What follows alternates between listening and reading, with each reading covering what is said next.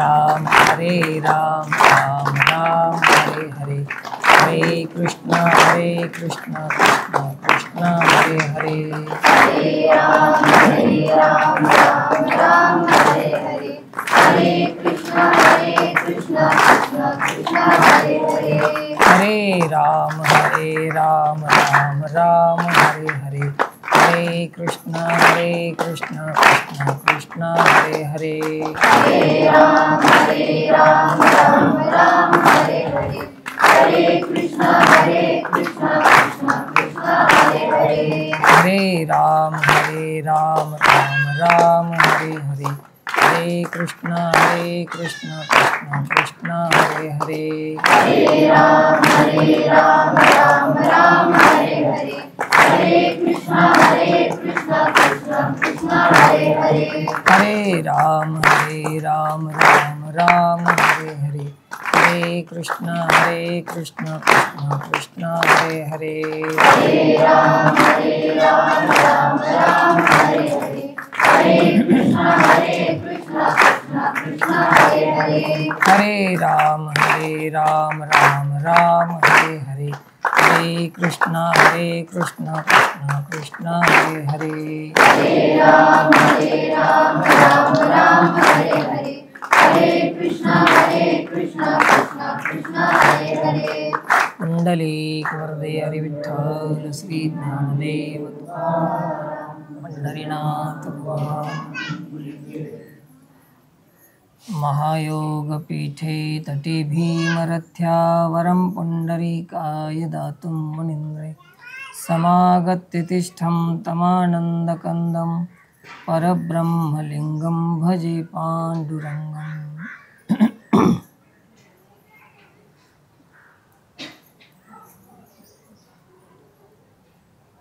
आजच्या या महापर्व काळामध्ये आषाढी एकादशीच्या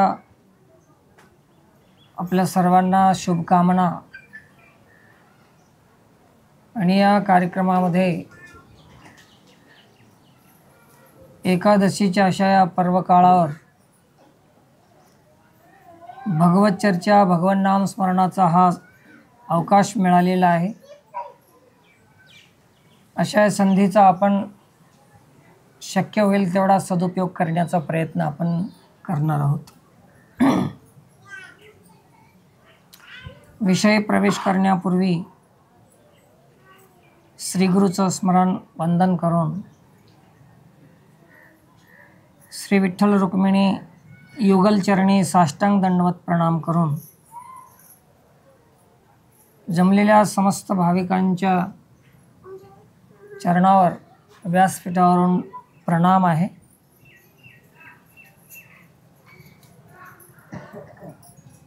काही वर्षापासून आपण इथं कार्यक्रम करीत आहोत। आषाढी एकादशी वारकरी संप्रदायातील प्रसिद्ध आणि श्रेष्ठ असं व्रत शास्त्रांनी पुराणांनी वर्णित केलेलं आहे।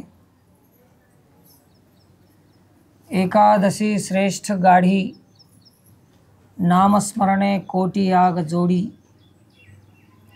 एकी घडी युगा एवढी एवढे महिमान येचे। एकादशी व्रताची महिमा आहे आणि ती ही आषाढी एकादशी प्रत्येक माणूसच या एकादशीचा स्वाद घेण्याचा प्रयत्न करतोच। आषाढी एकादशी तसं पंधरवाडी एकादशी आहेच, परंतु समाजामध्ये अशी एक प्रथा आहे की मोठी एकादश म्हणतात काही एकादशीला। काही एकादशी अशा आहेत की तिला मोठी एकादश म्हणून थोडं मोठं मन करतात धरायचं। एकादश धरण्यासाठी मन मोठं करावं लागते माणसाला. कारण की आहार घेऊन घेऊन, अन्न खाऊन खाऊन सवय लागलेल्या जिभेला, चटका लागलेल्या जिभेला थोडंसं थांबवायचा प्रयत्न करणं म्हणजे त्याला मोठं मन करण्याची गरज आहे. कठीण आहे. तर असं आजची एकादशी सर्वसंमत आहे. महिला पुरुष लहान थोर काही ना काही खाऊन पिऊन का होईना पण आपण ही एकादशी करतो. आपण अशी मान्यता आहे भारतीय परंपरेमध्ये. आषाढी एकादशी सर्वांनी केली पाहिजे अशी मान्यता आहे. आणि ते करतातही.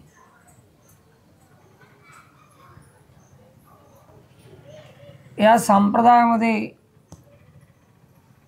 आपल्या कल्याणासाठी, आपल्या उद्धारासाठी असे काही नियम, व्रत, साधना शास्त्रांनी आपणाला दिलेले आहेत. जे शास्त्रसंमत साधना आहेत. तसं हिंदू समाजामध्ये असे काही नियम आणि व्रत आहेत की जे शास्त्रसंमत नाहीत. तेही आपण मोठ्या आवडीनं करतो आपण त्याला. कारण की शास्त्रसंमत असलेले नियम थोडे कठीण वाटतात. ज्ञानेश्वर महाराजांनी त्याला मनोमार्ग असं शब्द दिलेला आहे, जे शास्त्रसंमत नाही. त्या माता भगिनीमध्ये तर असंमत व्रत जास्त असतं. कुठंच रामायणात लिहिलेलं नाही, पुराणात लिहिलेलं नाही, ते सगळं करतात आणि काहीच सोडत नाहीत. एकादशी बी तेवढ्याच आवडीनं करतात. असे मनोमार्गानं जाणाऱ्यांची संख्या बहुसंख्य लोक आहेत. शास्त्रसंमत मानून करणाऱ्यांची संख्या खूप कमी आहे. तर मला हे सांगायचं आहे, शास्त्रसंमत असलेली जी साधना आहे, जे साधन आहेत शास्त्रानं सांगितलेले, तेच साधन आपलं कल्याण करू शकते. भगवद्गीता सांगते, तस्मात् शास्त्रम प्रमाणम ते कार्याकार्य व्यवस्थितो. कारण की शास्त्रानं सांगितलेलं जे साधन आहे ते निर्णय घेऊन, प्रयोग करून, पाहून, लाभ हानी, कल्याण अकल्याण या साऱ्या गोष्टी पडताळून पाहून अभ्यास करूनच मग शास्त्रांनी ते आपणाला साधन दिलेलं आहे की हे तुम्ही करा. प्रयोगात्मक आहे शास्त्र साधन. आणि काही आपल्या ज्या साधना आहेत त्या आपल्या अपेक्षा, आपला स्वार्थ त्या साधना करायला लावतात आपल्याला. शास्त्रसंमत साधनामध्ये कल्याण आहे. मनोमार्गानं आपण जाऊन ज्या साधना करतो ते सुखबुद्धीनं केलेली साधना आहे, कल्याण बुद्धीनं नाही. सुखबुद्धी वेगळी आणि माणसाला सुख मिळू शकते पण त्या सुखामुळे कल्याण होऊ शकते असं नाही. भरपूर संपत्ती जमा केली, आपल्या जीवनामध्ये सुविधा मिळते, आपणाला घर बंगला गाडी माडी काय असेल ते खायला प्यायला मिळते. हे काय मिळालं? सुख मिळालं की कल्याण? हे सुख मिळणार. सुखासाठी आणि कल्याणासाठी अशा दोन बाजू आपण ध्यानात ठेवू. आपणाला कल्याणासाठी करायचं असेल तर शास्त्रानं सांगितलेलं करावं. कारण की मनोमार्गानं जाणाऱ्यांचं कल्याण होत नाही, तो तेथे मुकला, असं ज्ञानेश्वर महाराज स्पष्ट सांगतात. आणि सध्याच्या काळामध्ये महाराज मंडळी असतील, धर्मगुरू असतील, आम्ही ज्याला मानतो असे काही लोक महाराज असतील, ते शास्त्रसंमत सांगत नाहीत की जे सांगितल्यानंतर, लोकाला जे सांगितल्यानंतर आपणाला सुख मिळेल, आपणाला संपत्ती मिळेल, अशी साधना ही महाराज लोक असतात. ही शास्त्राच्या बाहेर जाऊनच सांगतात महाराज लोक. त्यांनी आपली सोय बघितली. लोकांना काय सांगितलं तर आपला मठ मोठा होईल, कोणती साधना करायला लावली तर आपल्याला पैसे जास्त मिळतील, त्यांनी आपल्या सोयीचा मार्ग काढला. तर एकंदर हे सगळे मनोमार्ग आहेत. याच्यामुळे एखाद्याचा मठ मोठा होऊ शकेल, पोट मोठा होऊ शकेल, परंतु कल्याण होणार नाही. मग कल्याण कशात आहे? तर सगळ्यात मोठा व्रत शास्त्राने सांगितलेलं आहे, कर्तव्य मूढ होऊ नका. तुमच्या वाट्याला आलेले जे कर्म आहेत ते कर्म निरपेक्ष बुद्धीनं, अपेक्षारहित होऊन, फलासक्ती सोडून भगवत भावनेनं, भगवत सेवा म्हणून जर तुम्ही कर्म केलात, ते तुमचं कर्तव्य आहे. आणि ते कर्तव्य तुमचं कल्याण करणार. कल्याण म्हणजे देवाकडे घेऊन जाणार ते साधनं. आमचे व्रत, नेम, उपवास, तापास हे सगळे भोग सामुग्रीकडे घेऊन जातात, संसाराकडे घेऊन जाणारे आहेत. आणि शास्त्रानं सांगितलेली साधना देवाकडे घेऊन जाणारी आहे. म्हणून आळंदीच्या वारीमध्ये संताकडून आपण कुणीकडे चाललो? पंढरपूर म्हणजे देवाकडे चाललो. देवाकडं जाणारा मार्ग. आता माहीत नाही की देवासाठी किती लोक त्याच्यात सामील झालेत, मला काही गणित सांगता येणार. पण आज प्रत्येक ठिकाणी धर्माच्या नावानं तर मजबूत धंदा सुरू झालेला आहे, याच्यात काही दोहराई नाही, शंका नाही. म्हणून देवाकडे जाणारा मार्ग शास्त्र मार्ग आहे, वेद मार्ग. वेद मार्गे मुनी गेले, त्याची मार्गी चालिलो. बाकीचे जे मार्ग आहेत ते संसाराकडे घेऊन जाणारे आहेत. संसार बुद्धीनं केलेली साधना, सुखबुद्धीनं केलेली साधना हे कल्याण करू शकत नाही. मी तुम्हाला सर्वांना एक प्रश्न विचारतो, सांगू नका पण मीच सांगतो. आदत नाही मला विचारायची, पण असंच विचारतो. किती कोटी रुपये जमल्यानंतर उद्धार होते असं वेदात कुठं लिहून आहे? अमुक 3 कोटी रुपये झाल्याशिवाय उद्धार शक्य नाही. असं उद्धाराचा ना आपल्या कामाचा, धंद्याचा काही संबंध कुठं लिंक काही आलेला आहे का? पाहिलं कुठं? किती शिष्य केल्यावर आपल्याला देव भेटते असं कुठं लिहून आहे? किती मोठा मठ बांधल्यावर परमात्मा प्राप्ती होते असं वेदात कुठं आहे? तर देवाचा आपल्या कार्याचा तिळमात्र बी कुठं संबंध दिसून येत नाही. येते का? सज्जन हो, तुम्ही आज जे नोकरी करता, पैसे कमावता, मोठे बंगले बांधता, हे आजच्या एका जन्माची सोय आहे असावं आणि आहे. एवढी बेजारी, एवढी मेहनत आजच्या काळामध्ये तर 50% आयुष्य तर त्या शिक्षणालाच चाललंय, शाळा शिकण्यामध्येच चाललंय.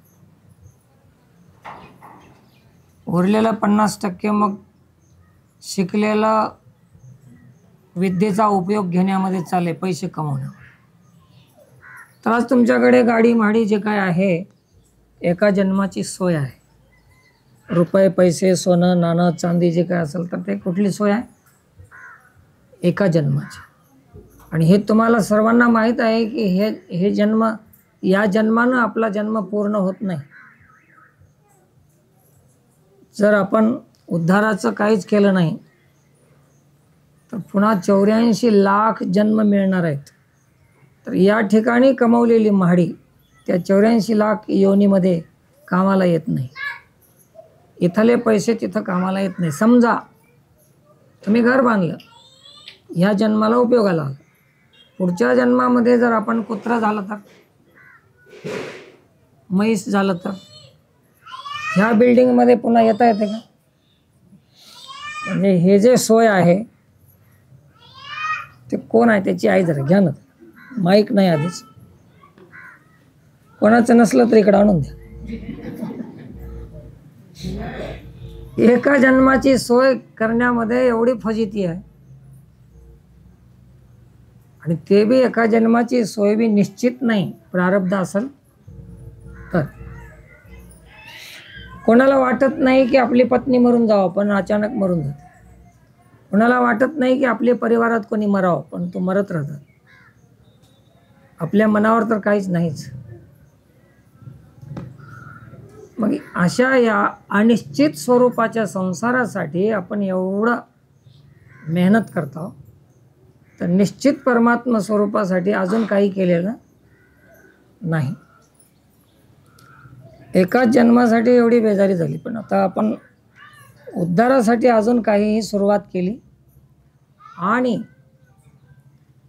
लक्षात ठेवा, या जन्मासाठी तर आपण भरपूर केलेलं आहे. आणि जेव्हा आपण परमार्थ मार्गामध्ये निघतो साधना करायला, ती साधना बी याच संसारासाठी करायला सुरुवात करतो. मेहनत बी याच्यासाठी केली. नोकरी केली असेल, चाकरी केली असेल, मेहनत केली असेल, शेती केली असेल, व्यापार केला असेल, कीर्तनं केले असतील, तरी ह्याच संसारासाठी. पण त्या उद्धारासाठी, पुढच्या जन्माच्या सोयीसाठी अजून काही आपण केलेलंच नाही. मग करायचं की नाही? केलेलं नाही तर ठीक आहे, करायचं की नाही? करायचं आहे. तर करायचं आहे तर तुम्हाला बदलावं लागेल ना हे सगळं. मग काय करावं? आता शास्त्र सांगते, स्वे स्वे कर्मण्यभिरतः. तुमच्या वाट्याला जे कर्म आलेलं आहे ते तुम्ही एक दुसऱ्यासाठी करायचा प्रयत्न आता सुरुवात करा. हे तुमच्या कल्याणाचा मार्ग आहे. सज्जनो, दुसऱ्याला आपण वापरून घेतला आतापर्यंत आणि अजून वापरणार आहोत खूप. कित्येकांना आपण आपल्या जीवनामध्ये वापरून घेतलेलं आहे. एक बार आपण विचार करा की आपण किती लोकांसाठी वापरलेलं आहे आपणाला. चराचर परमात्मा स्वरूप आहे म्हणून प्राणी मात्रासाठी काही केलं नाही, लोकांसाठी काही केलं नाही, समाजासाठी काही केलं नाही, जनतेसाठी काही केलं नाही, राष्ट्रसेवा केली नाही. तोपर्यंत आपण आपल्यासाठीच केलेलं आहे. जोपर्यंत आपल्यासाठी केल्या जाते, भजन करा आपल्यासाठी, साधन करा आपल्यासाठी, उपवास करा आपल्यासाठी, मेहनत करा आपल्यासाठी. हे जे काही तुम्ही आपल्यासाठी करता, ते भजन असो की संसार असो, ते स्वार्थ आहे. आपल्यासाठी केलेला काय आहे? स्वार्थ. आणि मग संसार असो की परमार्थ असो, जेव्हा दुसऱ्यासाठी सुरुवात होईल तेव्हा परमार्थ होते. आता हे सगळे लोक म्हणतात आम्ही परमार्थी आहो. कसं काय? माळ आहे गळ्यामध्ये. आम्ही परमार्थी आहो. कसं काय? वारीला जातो. कोणासाठी गेला हो? लोकांच्या पंक्ती खायलाच की, दुसरं काय. परमार्थ जरी केला तरी अजून दुसऱ्यासाठी काहीच केलं नाही ना. स्वार्थ आहे. जेव्हा आम्ही दुसऱ्यासाठी काहीही सुरुवात केलं तर तेव्हा काय सुरुवात होईल? परमार्थ. पर म्हणजे दुसरं, स्व म्हणजे स्वार्थ, पर अर्थ. हे शब्दाचाच अर्थ आहे की नाही. स्वार्थ म्हणजे स्व, आपल्यासाठी केलेलं. भजन केलं आपल्यासाठी, पूजन केलं आपल्यासाठी, हे काय झालं? स्वार्थ झाला. अजून परमार्थ नाही. ते वारी करा, भजन करा, उपवास करा, काही करा, काही करा, हे सारा स्वार्थ झाला. परमार्थ केव्हा सुरुवात होईल? काही लोक म्हणतात की मग महाराज कोणासाठी करावं मी? हे दुनिया सगळी बिघडलेली आहे, पापी आहे, ह्याच्यासाठी आम्ही काय करावं?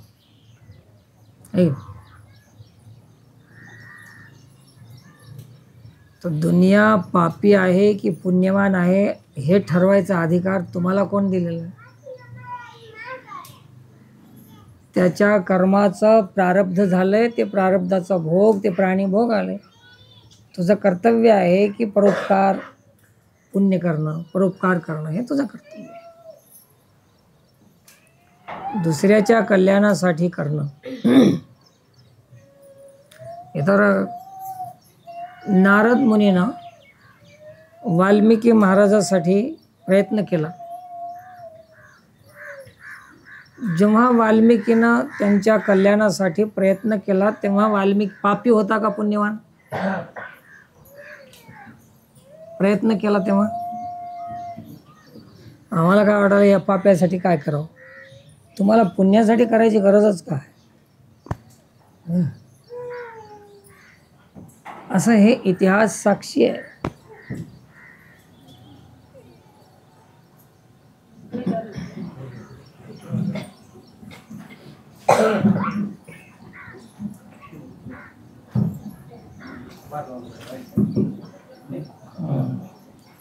याच्यासाठी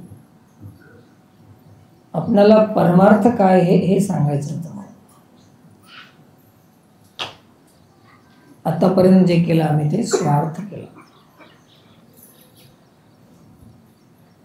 हा, आम्ही केला असेल दुसऱ्यासाठी, कोणाचे पाय ओढायचं काम केलं असेल, कोणाचे गार खाण्याचं काम केलं असेल, इकडे वारी बी करायची, इकडे खड्डा बी करायचा, हे काम आम्ही केले, परंतु दुसऱ्याच्या कल्याणासाठी अजून आमची सुरुवातच झाली नाही. कोणाची अडचण बनली असेल नाही,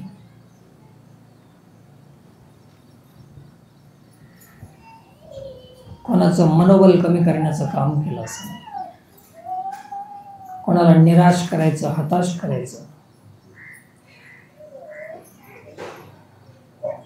समाजातून तिरस्कृत करायचं काम, असे काम आम्ही केले असते.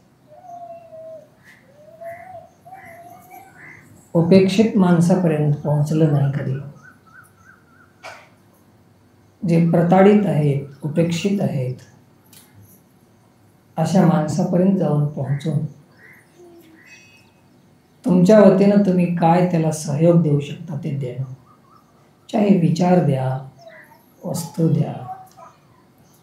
वस्तूपेक्षा विचार देणं अधिक महत्त्वाचं आहे. आता वस्तू द्यायचं ठरलं तर कोणाकडे असू शकते. आता मला जर देव वाटलं तर मी काय देणार? वस्तू. आणि विचार द्यायचं ठरलं तर कोणाकडे नाही. प्रत्येक माणसाला देवानं बुद्धी दिलेली आहे की चांगलं सांगा, चांगलं बोला, चांगलं करा, पण आम्हाला त्याची सवयच नाही. हां, मग नेम व्रत हे खूप करायचे. आपलं नेमाचं सार्थक तेव्हाच होईल जेव्हा आपलं चित्त शुद्ध होईल. केलेल्या उपासाचं फळ द्वेष, ईर्ष्या, असूया, जळणं, हे आपल्यातलं कमी झालं की आपली साधना सफल झाली समजायची. साधनापेक्षा त्या गोष्टी आपल्यामध्ये जास्त राहतात. याच्यासाठी एकादशी असं व्रत आहे की संयम सांगणारं व्रत आहे. एकादशी म्हणजे संयम. 5 कर्मेंद्रिय, 5 ज्ञानेंद्रिय या समस्त इंद्रियावर दुष्कर्म करण्यापासून, निषिद्ध कर्म करण्यापासून संयम ठेवणे म्हणजे एकादशी आहे.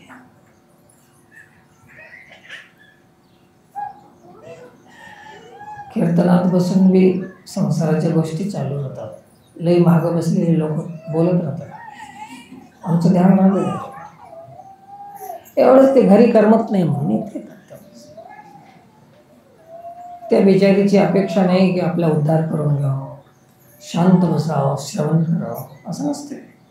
हाय म्हण माय कीर्तन हाय, आलाय म्हण महाराज, आणि नवा आलाय म्हणल्यावर तर मग काय करायचं. हे आमची साधना आहे.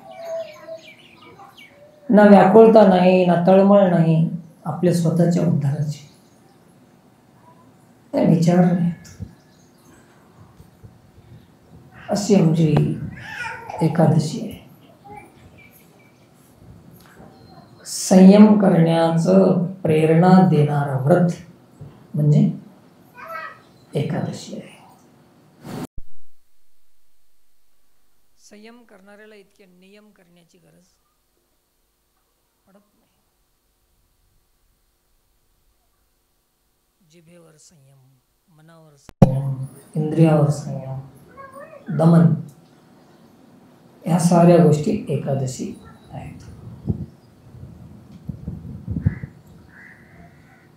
पांडुरंगाच्या दर्शनाच्या आधी द्वारातून आत गेल्याबरोबर आधी तर कासवाचं दर्शन घ्यावं लागतं. कोणाचं? कासव. लोकांना विचारलं कासव कसं, ते म्हणतं काय त्या मंदिरात होतं, या मंदिरात बसला नाही. या मंदिरात बसले की दुसऱ्यानं आपल्या मंदिरात बसलं. त्याला विचारलं का बरं आलं हे कासव बसवायची पद्धत, माहीत नाही. सगळ्या मंदिरात राहते, आम्ही आमच्या विटाकी गुड्यात बसलो. हे शोसाठी आहे का कासव? कशासाठी आहे? मंदिर चांगलं दिसावं म्हणून आहे का?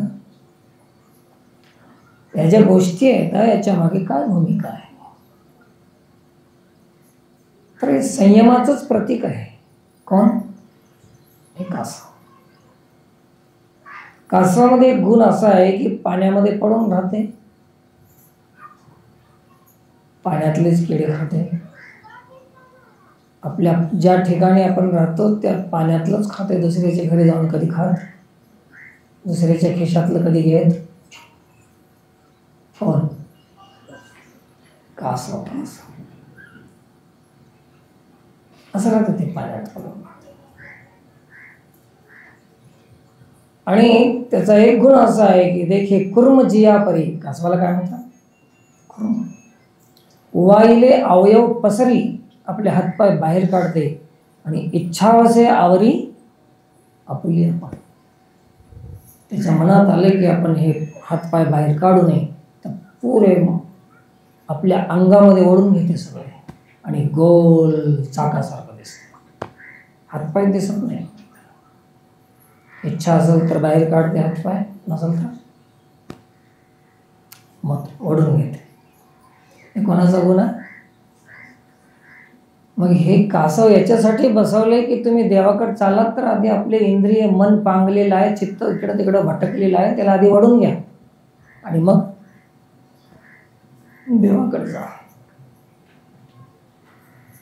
आता तर त्या पंढरपूरमध्ये तर ते कोण ढकलते की ते मानत कवा हात घालते की याच्यावर ध्यान राहते, देवावर ध्यान नाही.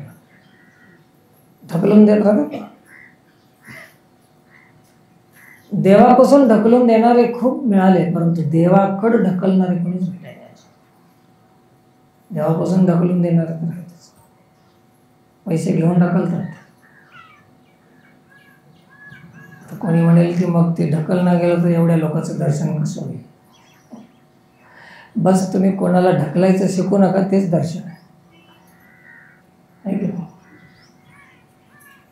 तसं एक कासव आहे, कुर्म जिया परी वाईले अवयव पसरी, इच्छा असे आवरी आपुली आपण.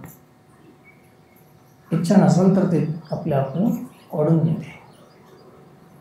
अशा एक 2 ओव्या आहेत कासवाच्या ज्ञानेश्वरीमध्ये. म्हणून हे कासव असं बसविण्याचं कारण आहे की देवाकडे जाताना आपल्या इंद्रियावर संयम ठेवून जातो. एक दिवस बी संयम नाही. त्या दर्शन मंडपामध्ये आम्ही पाहिलंय, ते सगळे भिंती पुऱ्या थुंकून लाल केलेलं काय. असं थोडंच आहे की 5-6 तास बी आपण नाही खाल्लं तर आपला जीव जाते, असं आहे का? असं काही नाही. घरी जाऊन पोत्यानं खा की तंबा. अरे एक दिवस देवापाशी जाऊन. तर संयम केल्याशिवाय देवदर्शन नाही. तुम्ही सांगत बसा आम्ही 3 बार घेतला एकाच दिवशी, 17 बार गेलो, ते आम्हाला काही मान्य नाही. संयम झाला नाही, परिवर्तन झालं नाही, नियम झाला नाही, ते दर्शन झालं नाही. तर एकादशी संयमाचं प्रतीक आहे, कासव संयमाचं प्रतीक आहे. आणि कासव दुसरी गोष्ट आहे की ज्यावेळेस युद्ध करायला, लढायला जातात युद्धामध्ये, तेव्हा दुसऱ्या शत्रूचा आपल्यावर वार होऊ नये याच्यासाठी हातामध्ये एक ढाल राहते. ते कशाचे राहते तुम्हाला माहित नसेल. ते कासवाची ढाल बनवली जाते. आता आहे की नाही शास्त्रामध्ये सांगितलं. ते एवढं घट्ट राहते त्याची पाठ. कितीही तलवार तेज चालवा तुम्ही, त्याच्यावर त्याची धार बसून जाते. कासव तसं कासवासारखं संयम करणाऱ्यावर कितीही शत्रू, काम, क्रोध, लोभ हे सगळे शत्रू आहेत किंवा बाह्य शत्रू असतील, कोणाचंही काही चालत नाही, उलट त्याची धार बसून जाते. म्हणून हे कासवासारखं बना. शत्रूचं आयुध, शत्रूचं शस्त्र तुमच्यावर चालणार नाही, असं शिकण्यासाठी हे कासव आहे.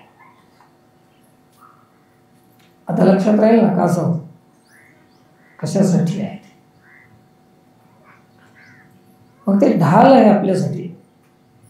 तसं जसं कासवाची पाठ ढाल करतात संरक्षणासाठी, तसं आपल्या परमार्थामध्ये कामक्रोधादी शत्रूपासून वाचायसाठी ढाल जर कोणती असेल तर ते संयम शिवाय दुसरी ढाल नाही. बघा, या शत्रूपासून, कामक्रोधादी विकारापासून ना आपली आई वाचू शकत नाही, ना बाप वाचू शकत नाही, ना तुमचा येवाई वाचत नाही, ना जावाई वाचत नाही.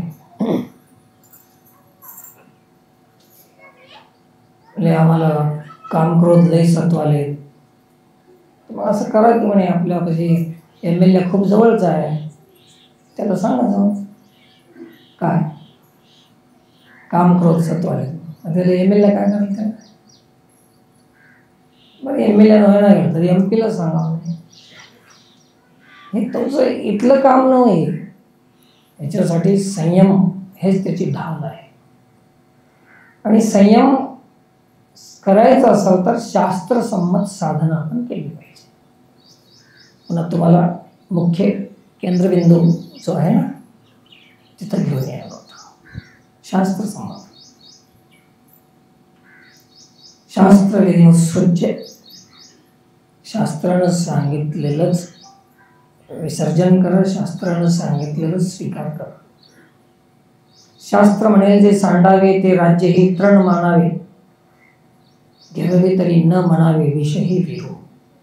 शास्त्रानं सांगितलं असेल की हे राज्य जरी असेल आणि शास्त्रानं सांगलं असेल की हे नको म्हणून, तर तुम्ही त्याला राज्य मानू नका, गवताची काडी माना त्याला. शास्त्रानं सांगितलं असेल की हे विष आहे पण तू घे, तर तुम्ही त्याला अमृत माना, असं शास्त्रावर विश्वास ठेवलेला आहे आपल्या. म्हणून हरिपाठात वेद शास्त्र प्रमाण श्रुतीचे वचन एक नारायण सार्वभौम. आणि चौवेदी जाण कारण 18 पुराण हरिशिवती हे सांगितलेलं आहे, तेच करा. तर संयम हे आपली ढाल आहे, नियम हे आपले घोडे आहेत, है की नाही? संयम ढाल आहे. अहो महाराज, मग शस्त्र कोणतं आहे? तर ज्ञानदेवी मंत्र हरिनामाचे शस्त्र आहे. करा युद्ध. संयमाचे ढाल ठेवा, है ना, नियमाचे घोडा ठेवा आणि हरिनामाचा शस्त्र घ्या. शस्त्र बी सांग. आणि प्रत्येकाच्या जीवनामध्ये युद्ध आहेच. सगळ्याला मन आहे का? मन कोणाला मन नाही? हात वरी करा. असं कोणीच नाही की इथं जन्माला आलंय ज्याला मन नाही, ते सत्वत नाही, असं आहे का? मायकाला कोणीच नाही. सगळ्यालाच युद्धाची गरज आहे. बाई असो की गडी असो, स्वतंत्र. याच्यासाठी हे युद्ध आहे. हे युद्ध जिंकण्यासाठी संयम हे ढाल आहे, नियम हे घोडा आहे आणि हरिनाम शस्त्र आहे. ज्ञानदेवी मंत्र हरिनामाचे शस्त्र यमे घोडगोत्र गरजे. तर एकादशी हे संयम सांगण्यासाठी आहे. मग उपवासच करावं असं काही नाही. संयम करणे म्हणजेच उपवास. आध्यात्मिक दृष्टिकोनातून उपवासाचा अर्थ असा आहे की काही न खाणे हा उपवास आपल्याला माहिती आहे. किंवा तसं नाही झालं तर साबुदाण्याची खिचडी आहे, भगरचं भात आहे, केळी आहे, फळं आहेत, हे तर आहे, ठीक, खा. परंतु एकच आहार नाही. डोळ्याचा आहार आहे अश्लील वस्तू चित्र पाहू नये, एक डोळ्याचा उपवास आहे.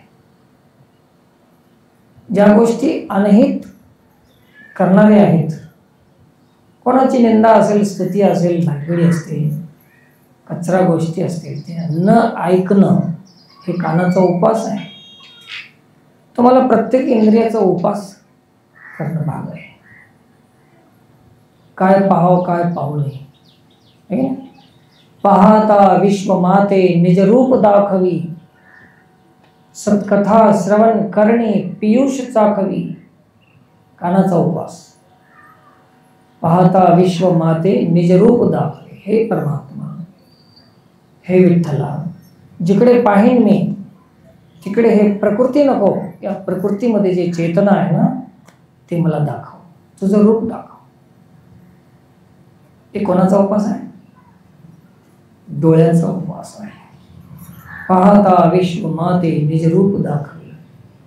सत्कथा, भगवत कथा, भगवत चर्चा कानाला ऐकू यावं, बाकी काही ऐकू नये. हे कोणाचा उपवास? कानाचा उपवास आहे.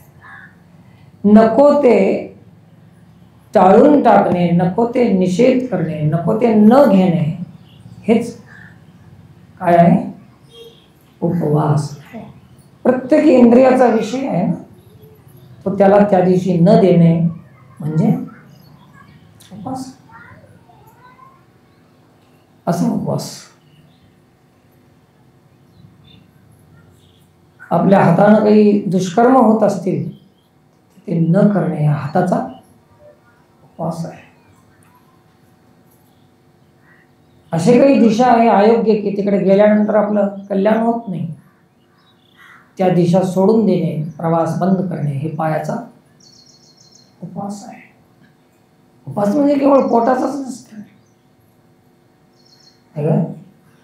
हा, एक नक्की आहे की सारे इंद्रियाच्या उपासापेक्षा सारे इंद्रियाला जे हालचाल मिळते ते फक्त पोटापासूनच मिळते, अन्नापासून. अन्न आपण खातो, अन्नाचा रस आपल्या शरीरामध्ये मिळतो, रक्त बनते, मज्जा, मांस, हड्डी, रक्त, अन्नापासून शेवटी सूक्ष्म सूक्ष्म वीर्य हे सगळं अन्नापासून बनते. खाली घ्या. तर सारे इंद्रियावर संयम करायचा असेल तर एक मुख्य आहारावर संयम करणे. म्हणून आपल्या उपासाची सुरुवात कुठून? खाण्यापासून.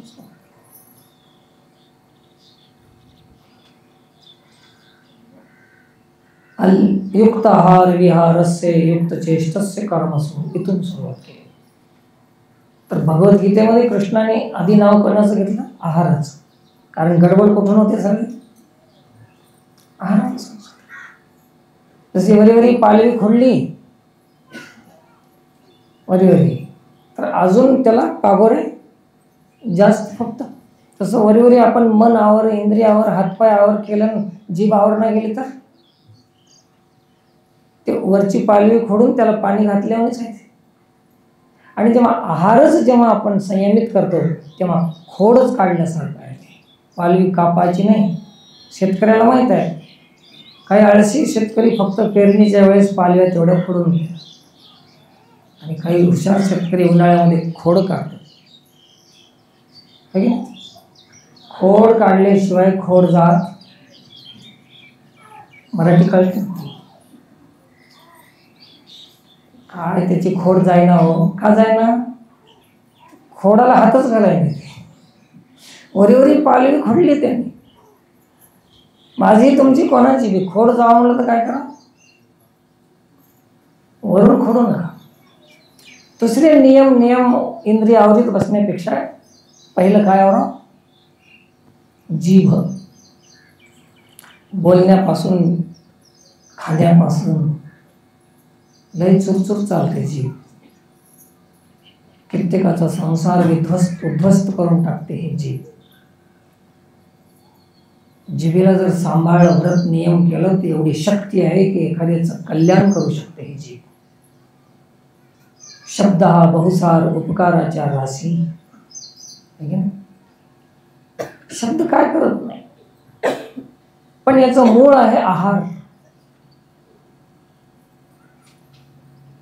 एकादशी आहे ना, त्याच्यासाठी बोलालो. काय एकादशी का आहे? भारतीय संप्रदाय हे संयम आहे. काय खायचं, काय खाऊ नये. जसा आहार खाल्लं तसा स्वभाव बनते माणसाचा. म्हणून याचा नियम ठेवलेला आहे. सात्विक आहार घेणे, युक्त आहार घेणे, युक्त कर्म, युक्त चेष्टस्य कर्मसु. प्रत्येक इंद्रियाला युक्त ठेवणे हे उपवास आहे. तसं पालवी खोडल्यानंतर पुन्हा फुटते, तसं आपण आहार जर बंद करणं गेला आणि बाकी सगळ्या साधना केल्या, पंढरीची वारी, नियम व्रत उपास अमुक तमुक सगळंच केलं, आहारावर जर नियंत्रण ठेवणं गेलं तर आपल्या साधना कशा होत्या की जशी पालवी पुन्हा अजून फोफावते ना, तसे आपले विषय. माऊली एक ओवी सांगतात, सांगू कोणती ओवी?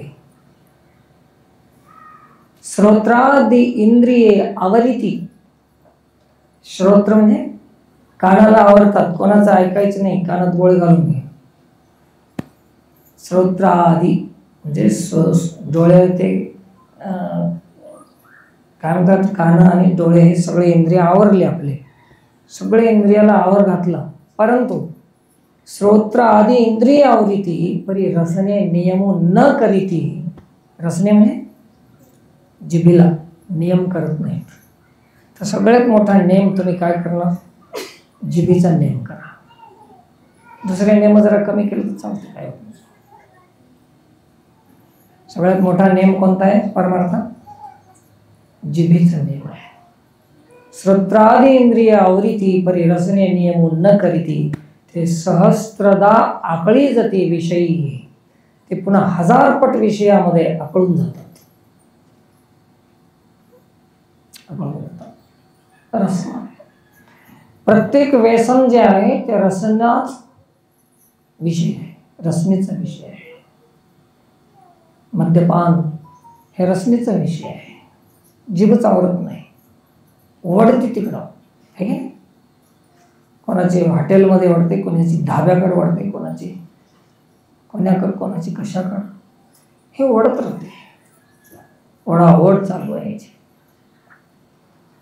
हे लोक म्हणतील आम्हाला त्या पंढरपूरची कथा सांगते काय की वाटलं, हे दुसरंच सांगायला. आता काय करणार? कथा सांगून आणि ऐकून तुम्ही करणार काय? लाभ काय होणार तुम्हाला? ज्याला जीभ नाही त्याने हे कथा ऐकू नये. ज्याला ज्याला जीभ आहे त्यांनी सगळ्यांनी ऐकून घ्या. मला बी आहे ना जीभ. तर जिम्हा सगळ्यात मोठा नियम आहे एकादशी व्रतामध्ये, जिभेचा नियम. 1000 पट विषयामध्ये किती शास्त्र आपणाला प्रमाण द्यायला, उदाहरण दृष्टांत दिला पालवीचा. का पालवी वरी वरी खुडीजे माऊलीची होती, मनानं नाही सांगायचं. तर असं हे संयम आहे. नियम, संयम, स्मरण, नामस्मरण, इंद्रिय संयम, है की नाही? साधना, नियम आणि देवाचं नाम स्मरण. संयम, नियम, स्मरण हे त्रिवेणी संगम झाला की परमार्थाचं बोड मजबूत होते. पुढचा परमार्थ सोपा जातो. अशी एकादशी आज लाभलेली आहे. दरवर्षीच लाभते. पण हे एकादशी एकाच दिवसासाठी नाही,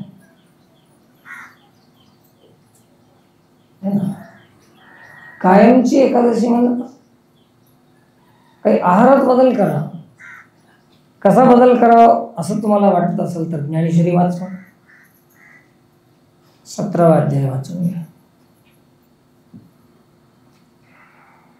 राजस आहार, सात्विक आहार, तामस आहार, आहाराचं वर्णन केलेलं आहे. काय खावं, काय खावं नाही, किती खावं, किती खावं नाही, केव्हा खावं, केव्हा खावं नाही, हे सगळं आहे. आणि हे जर तुम्ही बघितलं की तुम्हाला ह्या आहार जर कळाला ज्ञानेश्वरीतला की तुम्हाला महाराजही कळतात त्याच्या खाण्यावर. तुम्ही कसंही महाराजाला घरी खायला बोलताच, त्या दिवशी तुम्हाला लक्षात येते की ज्ञानेश्वरीतला महाराज आहे का? अरे हो हो, तुम्हाला काय सांगावं. आणि ते पाहत नाही म्हणून आम्हाला महाराजही कळत नाही. मग आम्ही ठरवलेले महाराज वेगळे आणि शास्त्रानं ठरवलेला महाराज वेगळा. शास्त्रसंमत असावं. आणि तसं जर त्या शास्त्रातलं महाराज दिसत असेल तर त्याला शरण जायला हरकत नाही. आता धोका आहे. साधू म्हणून गळ्याला पडलं आणि माधू निघालं तर काय करणार? त्याच्या जीवनामध्ये संयम नियम नाही तर त्याला शरण जाऊन आपल्या जीवनात नियम कुठून येते? अहो साधी म्हण आहे की आपल्या व्यवहारामध्ये आडतच नाही तर पोऱ्यात कुठून येणार? आता हे लोक चर्चा करत राहतात की एवढं परमार्थ करून लोक का सुधरत नाही. परमार्थ केलाच नाही तर कुठून सुधरतात? केलाच नाही ना. आम्ही संसारच केला. परमार्थ अजून केव्हा केला आम्ही? खरं सांगा, देवासाठी म्हणून काही केलं का अजून? सप्ते केले तर एन्जॉय करायसाठी, एक फॅशन म्हणून. महाराजांनी कीर्तन केले तर फीससाठी केले.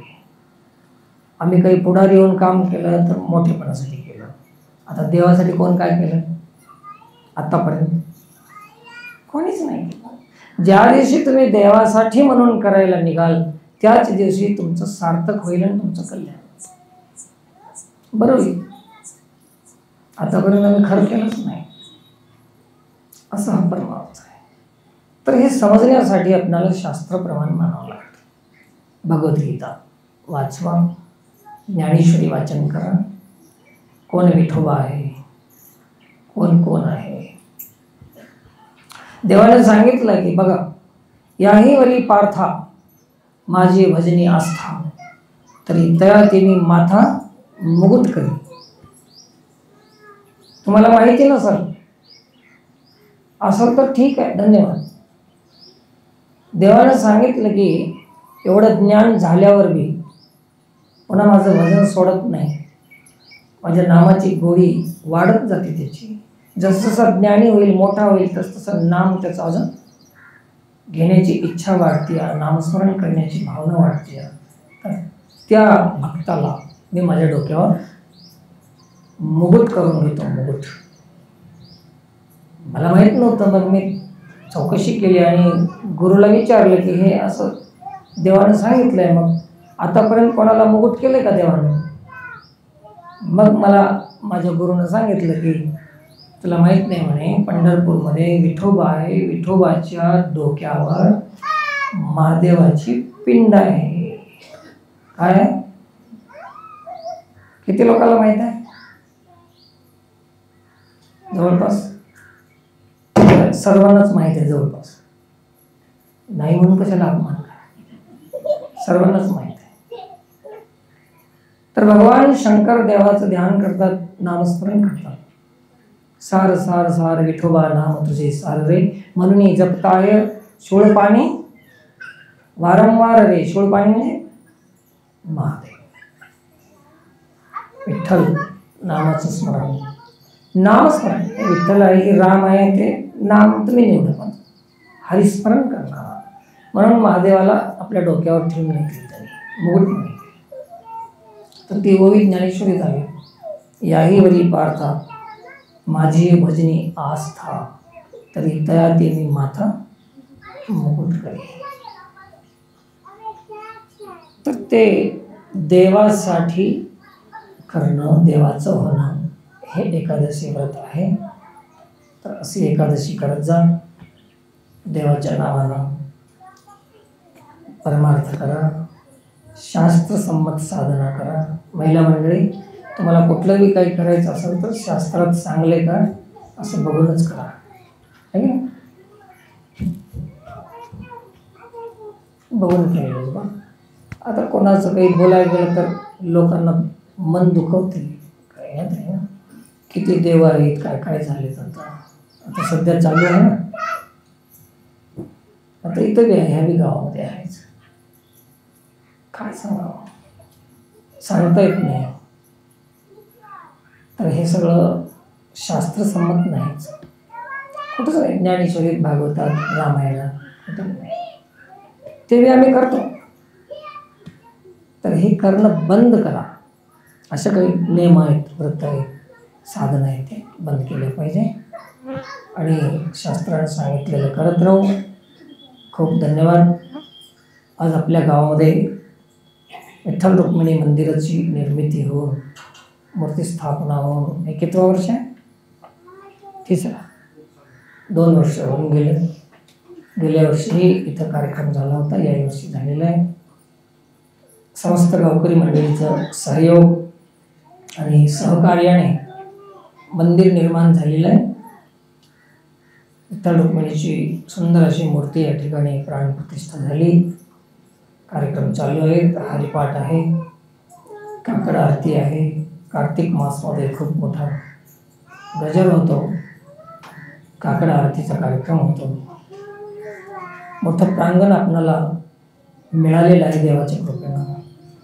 आणि याच वर्षी जवळपास 40 झाडं लावण्यात आलेली आहेत. तर या प्रशंसनीय कामासाठी समस्त सहयोग देणाऱ्या, सहकार्य करणाऱ्या समस्त गावकरी मंडळींना धन्यवाद करतो.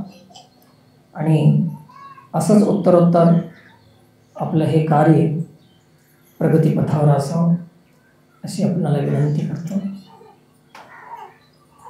गेल्या वर्षीच हे मंडपाचं आपण काम केलेलं आहे. सर्वांना उपयोगी आलेला आहे तो मंडप. सुरुवात करताना कोणतीही गोष्ट कठीण वाटते, अवघड वाटते, नको वाटते. आणि होऊन गेल्यानंतर मग सर्वांनाच बरं वाटते. चांगल्या गोष्टी सुरुवातीला कळतच नाही, हे कठीण जातात कामं. परंतु आज देवाच्या समोर एवढा मंडप, पंढरपूरमध्ये जसं मंडप आहे ना, सभा मंडप, तसा मंडप दिसायला येतो. आणि सगळे मंडपात आपण बसलो. पाऊस आला तर टेंट कुठं टाकावं काय नाही अशी चिंता दरवर्षी राहायची ना. यावर्षी त्याला मंडपामध्ये बसतील तेवढे तरी बसतील असं आपल्याला वाटलं. ही सोय सुविधा व्यवस्था भगवंताच्या कृपेनं वाढत चाललेली आहे. अजून राहिलेली काही कामं आपल्याला खूप करायची आहेत. समस्त गावकरी मंडळींना विनंती आहे की असे चांगले कामं जड जरी वाटत असतील तरी ना म्हणायचं नाही. आपल्याला जेवढं शक्य आहे तेवढं करत राहूया आपण. लहान लेकरांसाठी जर शक्य झालं, गावातील मंडळींना विनंती आहे की या उजव्या इकडल्या बाजूला मैदानामध्ये लेकरांसाठी ते व्यायाम करण्याचे काही आयटम असतात ना, व्यायामशाळा असं काही झालं तर त्या मैदानात केलं तर बरं राहील. सरपंच साहेबांना बोलून घ्या, तिथं दाखवा त्यांच्याकडून काय मिळू शकते का ते बघा. एक एक काम आपण याच्यामध्ये करीत राहिलं तर त्या निमित्ताने लेकरं इथे येतात, दर्शन घेतात, खेळ खेळतात, शारीरिकदृष्ट्या सक्षम होतात, मग त्यांची बुद्धीही सक्षम होऊ शकते. असं इथं हे कार्य करण्याचा प्रयत्न करा असं सर्वांना विनंती आहे. झालेली सेवा भगवत चरणी समर्पित करून सेवेला पूर्ण द्यावं. आणि लगेच आता फराळाची व्यवस्था केलेली आहे. समस्त भाविक मंडळीने रांगेमध्ये विठ्ठल रुक्मिणीचं दर्शन घ्यावं आणि लगेच फराळाकडे आपली रांग लावायची. फराळाची व्यवस्था अगदी तयार आहे. तरी आता उठल्या दर्शन आणि नंतर आपण फराळ करणार आहोत. इकडे कोणीही पाय पडायला यायचे नाही. जागेवरून सर्वांना प्रणाम.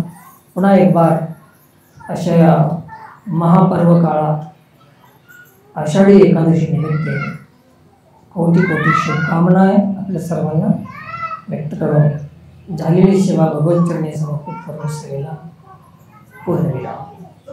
कुंडली गौरी हरी विठ्ठल श्री ज्ञानदेव तुकाराम पंढरीनाथ भगवान